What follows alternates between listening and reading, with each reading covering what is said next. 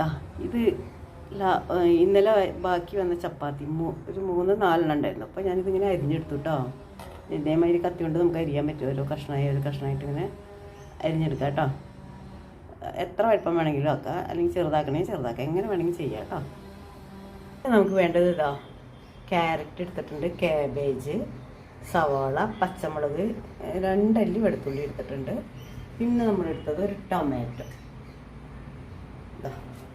Tomato എടുത്തിട്ടുണ്ട് കേട്ടോ. അത് ലാസ്റ്റ് അരിഞ്ഞിടാനാണ്.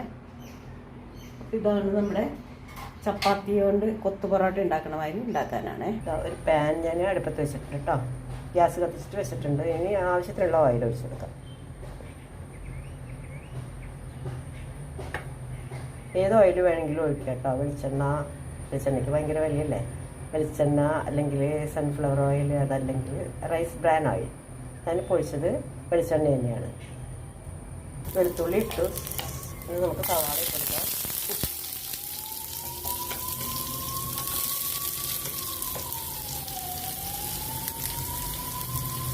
ക്യാരറ്റ് എല്ലാം ഒരുമിച്ച് തന്നെ ഇടാം കേട്ടോ. പച്ചമുളകും തക്കാളിയും ലാസ്റ്റ് ഇടാം.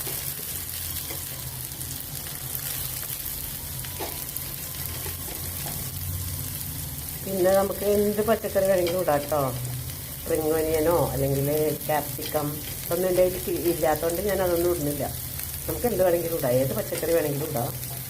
വെജിറ്റബിൾസും ഇത് നോൺ വേണമെങ്കിൽ ചിക്കൻ ഇടാം, മട്ടനോ ബീഫോ നിങ്ങൾക്ക് എന്താ ഇഷ്ടമുള്ള വെച്ചാൽ അതൊക്കെ ഇടാം കേട്ടോ. അതിൽ എന്തിട്ടാലും ടേസ്റ്റ് ആയിരിക്കും. ഇനി നമുക്ക് ശകലം ഉപ്പിട്ട് കൊടുക്കാം കേട്ടോ. ഉപ്പ് ചപ്പാത്തിയിലുണ്ട്, എന്നാലും ഇത്തിരി ഉപ്പ്. ഇതൊന്ന് നമുക്ക് വാട്ടിയെടുക്കാം. അല്ലാണ്ട് ബ്രൗൺ കളറൊന്നും ആവണ്ട. കേബേജ് നന്നായിട്ട് വാടിയിട്ടുണ്ട്. അപ്പോൾ ഞാൻ ഇത്തിരി ചീസ് ഇട്ട് കൊടുക്കണേ. ചീസൊക്കെ ഉണ്ടെങ്കിൽ ഇട്ടാൽ മതി, അല്ലെങ്കിൽ അതൊക്കെ ഒഴിവാക്കാം. ഇതൊക്കെ ഓപ്ഷണലാണ്. ഇട്ടാൽ നല്ല ടേസ്റ്റ് ആയിരിക്കും. അതൊന്ന് മെൽറ്റായി വന്നു കഴിയുമ്പോൾ നമുക്ക് പച്ചമുളക് ഇട്ടിട്ടുണ്ട് കേട്ടോ. ടൊമാറ്റോ ഞാൻ ഇടുന്നില്ല. ഒരു നുള്ളു ഗരം മസാലപ്പൊടി ഇടണം. പിന്നെ ഞാൻ ഇടാൻ പോകുന്നത് കസൂരി മേന്തി. അത് നിങ്ങൾക്ക് ഉണ്ടെങ്കിൽ ഇട്ടാൽ മതി. ഉരുവയില ഉണക്കി പൊടിച്ചത് വാങ്ങിക്കാൻ കിട്ടും കേട്ടോ. ഇതാ ചീസെല്ലാം നന്നായി മെൽറ്റായിട്ട് നമുക്ക് ഈ കസൂരി മേന്തി ഇങ്ങനെ കൈകൊണ്ട് നന്നായിട്ട് പൊടിച്ചിട്ട് വേണം ഇടാൻ കേട്ടോ. നല്ലൊരു ഫ്ലേവർ കിട്ടും. അതിന് വേണ്ടിയിട്ടാണ് അതിടുന്നത്. പിന്നെ ഞാനിത്തിരി ന്യൂഡിൽസിൻ്റെ ഇതും ഇട്ടിട്ടുണ്ട് കേട്ടോ. കുറച്ചിതാ ഇതും പൊട്ടിച്ച് ശകലം ഇട്ടിട്ടുണ്ട്. എല്ലാം ഇട്ടിട്ടുണ്ട്. ഇനി നമുക്ക് ഇട്ട് കൊടുക്കാനുള്ളത് നമ്മുടെ ചപ്പാത്തി, അത് ഇട്ട് കൊടുക്കാം കേട്ടോ.